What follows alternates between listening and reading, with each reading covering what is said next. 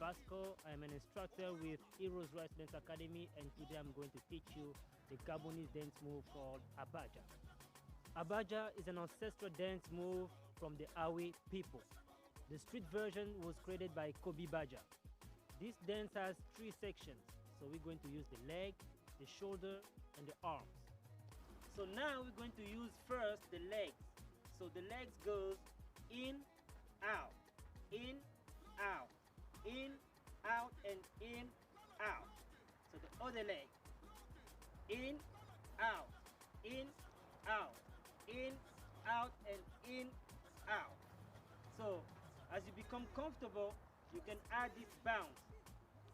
Pam, pam, pam, pam, pam, pam, pam, pose. So this is how the move should look.